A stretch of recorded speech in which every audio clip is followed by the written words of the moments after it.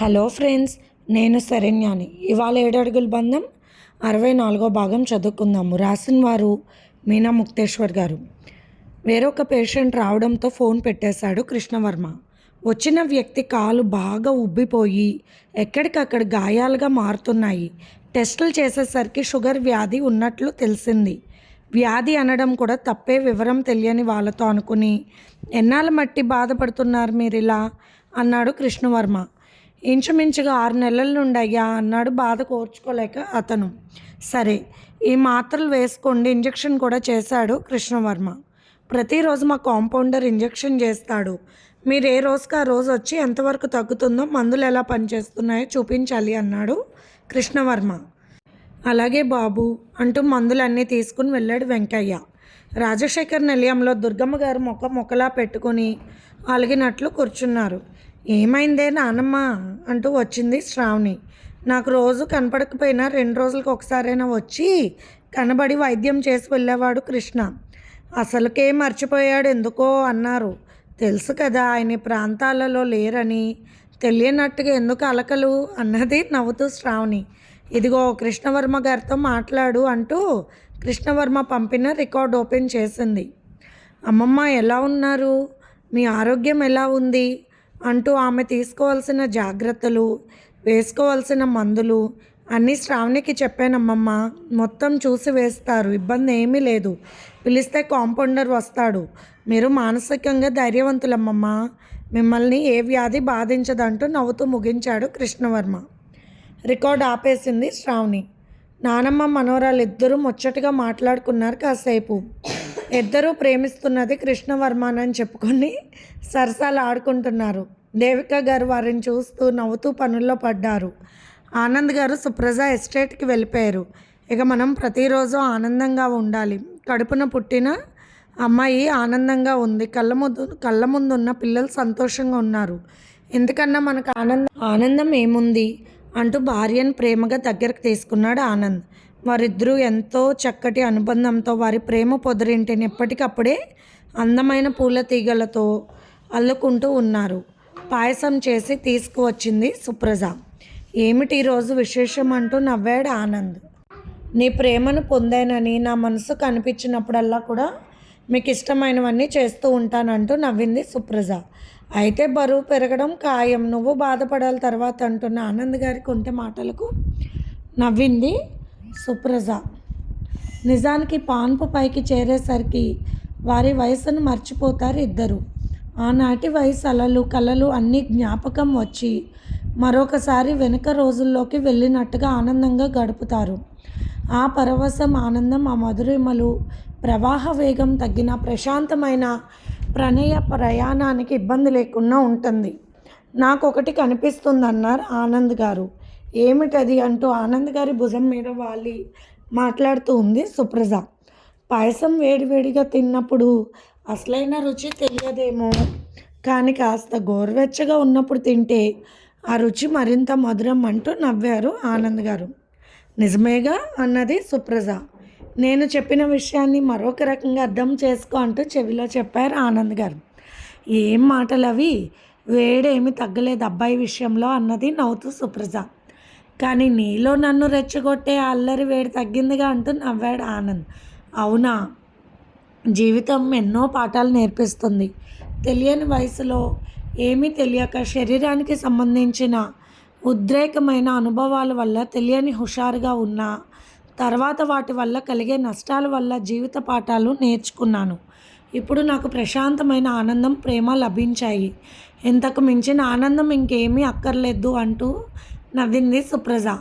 నిజానికి కొన్ని విషయాల కోసం సుప్రజలో మార్పు తీసుకురావడానికి కాస్త సమయం పట్టింది ఆనంద్కి. పరిస్థితులను అవగాహన చేసుకుని తన శరీరం తను ఎప్పటికప్పుడు ఒక క్రమశిక్షణతో అదుపులో ఉంచుకోగలిగిన శక్తి ఆనంద్ గారిలో చాలా ఉంది. అలా అదుపులో ఉంచుకున్న ఆయనలోని ప్రేమ ఎప్పుడూ పర్వాల్లో తొక్కుతుంది. ఆ ఆనందమైన ఆస్వాదనలో, సంతోషంలో ఉంటున్నారు. ఒకప్పటి ఆనంద్ గారిని చూస్తే యోగిలా కనిపించేవారు. ఇప్పుడు అన్నీ తెలిసిన ఒక మహాజ్ఞానిలాగా కనిపిస్తున్నారు అందరికీ. అవును, పంచభూతాలను, మనిషిలో ఉన్న చక్రాలను అదుపులో ఉంచుకోవడం అంటే సామాన్యమైన విషయం కాదు. అలా అదుపు చేసిన వాటిని క్రమశిక్షణలో మళ్ళీ మార్చుకుని ప్రేమగా మలుచుకోవడంలో కూడా చాలా పరిపక్వత కావాలి. అటువంటి స్థితి ఆనంద్ గారిలో కొట్టొచ్చినట్లు కనబడుతుంది. అందుకే ఆయన అల్లుళ్ళు నవ్వుకుంటూ ఉంటారు ఆనంద్ గారి విషయం చెప్పుకొని. ప్రేమ గురించి చిన్న మావయ్య గారిని చూసి నేర్చుకోవాలంటాడు రవివర్మ నవ్వుతూ. ప్రేమ పాఠాలు, ప్రశ్నలు, సమాధానాలు అన్నీ చిన్నమావయ్య గారి దగ్గరే ఉంటాయంటూ ఉంటాడు దేవా. అసలు ప్రేమకు ట్రెండ్ అంబాసిడర్ మా చిన్న మామగారు అని తెగ నవ్వుతూ ఉంటాడు కృష్ణవర్మ. ముగ్గురు ఎప్పుడు ఫోన్ చేసుకుంటూనే ఉంటారు. వారి అందమైన ముచ్చటైన విషయాలను పంచుకుంటూ ఉంటారు. ఎన్ని బాధ్యతలున్నా 2 రోజులకు ఒకసారైనా ముగ్గురు కలిసి కాన్ఫరెన్స్ కాల్ మాట్లాడుకుంటారు. నిజం చెప్పాలంటే ఆ విషయంలో అమ్మాయిలు తగ్గారు. బాధ్యతల విషయాల వైపు పరుగులు తీస్తున్నారు అమ్మాయిలు. వారికి పాఠాలు ఎప్పటికప్పుడు నేర్పుతూ ఉంటారు దుర్గమ్మ గారు. ఇదిగో ధరణి, లా ప్రాక్టీస్ చేస్తున్నానని లవ్ ప్రాక్టీస్ ఆపొద్దంటూ జోక్స్ వేస్తారు. గీతిక మేడం, కాలేజీలో కోర్స్ చదువుతూ మీ ఆయనతో స్పెషల్ కోర్స్ మర్చిపోకంటూ ఉంటారు. శ్రావణితో మాట్లాడుతూ, కృష్ణవర్మ లాంటి అబ్బాయి ప్రేమలో ఉంటే నేనైతే ఎన్నో పాఠాలు నేర్చుకునేదాన్ని, పెళ్లి సంగతి తర్వాత అంటూ కొంటె మాటలు మాట్లాడుతూ ఉంటారు. ఏ వయసు వారితో ఏ పద్ధతి వారితో అలా మాట్లాడి వారి మనసును మంచి దారిలోకి నడిపించడం ఒక పెద్దగా ఆమె పూర్తి బాధ్యత వహిస్తుంది. రామాయణ మహాభారతాలు చెప్పి విసిగించదు, ఎందుకంటే వాటిని పిల్లలు సరిగ్గా అర్థం చేసుకోలేరు. ఆమెకు తెలుసు జీవితంలో అన్నిటికన్నా ప్రేమే ముఖ్యమని. మొత్తానికి రాజశేఖర్ నిలయంలో విశేషాలన్నీ అందంగా సాగిపోతూ ఉన్నాయి. కృష్ణవర్మ దగ్గరకు శశిభూషణ్ వెళ్ళాడు. డాక్టర్ ఎవరు అంటే, నువ్వు, నీకు సిగ్గులేదా మా ఏరియాలోకి వచ్చి మా ప్రాంత వాసులకు వైద్యం చేయడానికంటూ కోపంగా మాట్లాడాడు శశిభూషణ్. మూర్ఖులు తాము ఎవరికీ సహాయం చేయలేరు, అలా అని సహాయం చేసే వాళ్ళని కూడా చేయనివ్వరు. అటువంటి పెద్ద మూర్ఖుల వల్ల సమాజం నాశనం అవుతుంది, తద్వారా దేశం నాశనం అవుతుంది. ఇటువంటి మూర్ఖులు చాలా ఎక్కువని అనుకున్నాడు కృష్ణవర్మ శశిభూషణ్ వైపు అలాగే చూస్తూ. ఇక్కడ ప్రాక్టీస్ పెట్టడానికి నేను ఒప్పుకోను. ఈ చుట్టుపక్కల ప్రాంతాలన్నీ మా సామ్రాజ్యంలో ఉన్నాయి అంటూ చాలా తీవ్రంగా చెప్పాడు శశిభూషణ్. కృష్ణవర్మ మాటలు వింటూ అందంగా నవ్వేశాడు. ఈ ప్రాంతానికి, సామ్రాజ్యానికి పరిపాలకులు మీరే కావచ్చు, కానీ ఈ గూడెం నన్ను ఆదరించింది. గూడెం ప్రజల రక్షణ ప్రతి ఒక్కరికి బాధ్యత కలిగిన వారికి సంబంధించిన విషయం. ఒక డాక్టర్గా ఉచిత సేవ నేను ఎక్కడైనా చేసుకోవచ్చు, దానికి తగ్గ సర్టిఫికేట్ నా దగ్గర ఉంది. మరి మీ ప్రాంతాలలో గాలి నన్ను వెళ్ళమని చెప్పలేదు, ప్రేమగా చల్లగా తాకుతుంది నా దేహాన్ని. ఒక విషయం, మీరు తాగే మంచినీళ్ళు కూడా కలుషితంగా ఉన్నాయి ఈ ప్రాంతాలలో, దాని గురించి శ్రద్ధ తీసుకోవాల్సిన అవసరం మీకు ఉంది కదా అంటూ నవ్వుతూ ఉన్నాడు కృష్ణవర్మ. నిజానికి కృష్ణవర్మ మాటలు వింటుంటే వేణుగానాన్ని విన్నంత వినసొంపుగా ఉన్నాయి. ఆ మాటలు వింటున్న అతనికి కోపం వచ్చిన అతని కోసం వచ్చిన పేషెంట్లు ఎంతో ఆనందంగా వింటూ ఉన్నారు కృష్ణవర్మ తేనీయ పలుకులను. దేవుడు పంపిన దూతలా వచ్చారు మాకు. కనీసం వేరొకరు మా గురించి పట్టించుకొని మమ్మల్ని శ్రద్ధగా చూస్తున్నా కూడా ఈ దొరెలు అడ్డుపడుతున్నారు ఎందుకు అని బాధగా చూస్తున్నారు గూడెం వాసులు. ఒక్కొక్కరు ఒక్కొక్క వ్యాధితో బాధపడుతూ, తెలియని కాల జబ్బులతో కదలలేని పరిస్థితిలో పని చేసుకోలేనట్లుగా తయారవుతున్నారు. యువకులు కూడా ఈ విషయం అర్థం కావడం లేదా దొరకు అని బాధపడుతూ ఉన్నారు పాపం గూడెం ప్రజలు. మంచిగా ఒక్కసారి చెబుతాను కృష్ణవర్మ, మర్యాదగా ఈ ప్రాంతాన్ని వదిలి వెళ్ళకపోతే నడవటానికి నీకు కాళ్ళు ఉండవు, చూడటానికి కళ్ళు ఉండవు. ఇవన్నీ లేకుండా కూడా వైద్యం చేయగలిగితే ఆ విషయం ఇక నీ ఇష్టం అంటూ వెటకారంగా నవ్వుతూ చాలా గట్టిగానే బెదిరించాడు శశిభూషణ్. ఏదో పసిపిల్లవాడు నా కుర్చీ నాకు ఇచ్చే అన్నట్టుగా మాట్లాడుతున్నట్లుంది మీ వ్యవహారం అంటూ నవ్వేశాడు కృష్ణవర్మ. మూర్ఖుడికి కరుడు కట్టిన మనిషికి అటువంటి నవ్వులు చూస్తే కోపం రెచ్చిపోతుంది. అలా రెచ్చిపోయినప్పుడు అతని మనస్తత్వం జనాలు తెలుసుకోవాలని తిరుగుబాటి వారిలో కూడా రావాలని కృష్ణవర్మది అద్భుతమైన ప్రయత్నం. అదిగో ఆ ప్రయత్నం సక్సెస్ అయింది. సిగ్గు శరం లేదు, కుటుంబాన్ని పోగొట్టుకుని దిక్కులేని వాడివి అయ్యావు. అవిటివాడైన తాత ఏమి చూసుకొని నీకు మెడిసిపాటు కృష్ణ అంటూ కోపంగా అరిచేశాడు శశిభూషణ్. మిమ్మల్ని బాగు చేయాలని నా ప్రయత్నం, అందుకే నీ ప్రాంతాలకు వచ్చాను.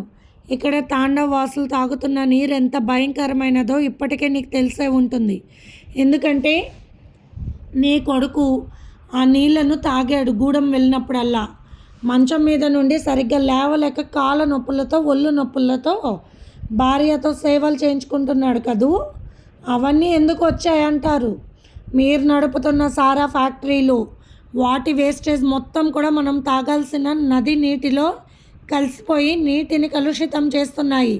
స్వార్థం తగ్గించుకోండిరా, పోతే ఏం తీసుకుపోతారా వెదవల్లారా అంటూ కోపంగా పైకి లేచాడు కృష్ణవర్మ. జూలు విదిలించుకుని సింహంలాగా పైకి లేచిన కృష్ణవర్మ వైపు చూసి ఆ కళ్ళల్లోకి చూడలేక ఒకంత భయంతో వెనక్కి తగ్గాడు శశిభూషణ్. నిజమే మరి, ముసలి తోడేలయ్యాడు. కోడేగాడు ఆయన కొడుకు మంచం కోళ్ళ మీద పడి ఉన్నాడు. వయసు అడిగినా నువ్వు ఎందుకు పనికొస్తావురా? మీ దుర్మార్గాలు ఆపండిక. నేను గూడెం ప్రజలకు చుట్టుపక్కల 43 గ్రామాలకు న్యాయం చేసేది చేయడమే. నువ్వే కాదు, నీ తల్లో జైజమ్మ వచ్చినా నన్ను ఆపడం సాధ్యం కాదంటూ ఉన్న కృష్ణవర్మ వైపు అలాగే చూస్తున్నాడు శశిభూషణ్. నా కొడుకు గూడెం వాళ్ళు తాగే మంచినీళ్ళు తాగాడా? వాళ్ళు కదలలేక నడవలేక మంచానికి అతుక్కుపోయి ఎందుకు పనికి రాకున్నా నరకాన్ని నా కొడుకు కూడా అనుభవిస్తున్నాడా? నిజమా అన్న భయం అతని మనసును చుట్టుకుపోయింది. ఉన్నది ఒక కొడుకు, వాడి వల్ల వంశం ముద్రించుకోవాలంటే వెధవ పని చేశాడు. వెధవ పోయి గూడెం వాళ్ళతో పెట్టుకున్నాడు అని మనసులో చిరాకు పైకి డాంబికంగా మాట్లాడాడే కానీ కృష్ణవర్మ మీద నిజంగా యుద్ధం చేయడానికి మాత్రం రాలేదు. ఏదో బెదిరిస్తే అక్కడి నుంచి పోతాడు, పిల్లకు ఇంకా చెడ్డ పేరు రాకుండా ఉంటుంది తమకు వాడి మంచితనం పెరగడం వల్ల అని అనుకున్నాడు అంతే. కానీ కృష్ణవర్మలో సింహం లాంటి పొగరు కనిపించింది, పులి పంజా లాంటి వేగం ఒడుపు కనిపించింది. అతనితో పెట్టుకోవడం అనవసరం అనిపించింది ఆ క్షణంలో. అంత అనుభవం ఉన్న శశిభూషణ్కి చిన్నగా వెళ్ళి అక్కడున్న చెట్ల దగ్గర కూర్చున్నాడు ఆలోచిస్తూ. తన కొడుకు పరిస్థితి ఏమిటి అని భయపడుతూ శశిభూషణ్ అక్కడ 4 మనుషులు దూరంగా మాట్లాడుకుంటుంటే వారి మాటలు వింటున్నాడు. అమ్మ పెట్టదు అడుక్కు తిన్నివ్వదన్నట్లుగా కృష్ణయ్య గారు ధర్మప్రభువులు, వారి తాతగారి మళ్ళీ హాస్పిటల్లో ఉచిత వైద్యం చేస్తూ చదువు కూడా ఉచితంగా అందిస్తానన్నారు. ఈ ప్రాంతాన్ని బాగు చేసి ఇల్లు కట్టిద్దామని వస్తే ఆ బాబును బెదిరిస్తున్నాడు ఈ రాక్షసుడు. వీడి వంశం ఇలాగే నాశనం అయిపోతే బాగుంటుందన్న ఒక పెద్దాయన మాటలు విని భయపడిపోయాడు శశిభూషణ్. తన తండ్రి అంటూ ఉండేవాడు, శశి ఆడవాళ్లతో పెట్టుకోకు, అనుభవం ఉన్న పెద్ద వయసు వారితో మాట పడకు, పసిపిల్లలను ఏడిపించుకను చెబుతూ ఉండేవారు. ఎంత ఫ్యాక్షనిస్ట్ అయినా కూడా కొన్ని ధర్మాలు పాటించేవారు ఆయన.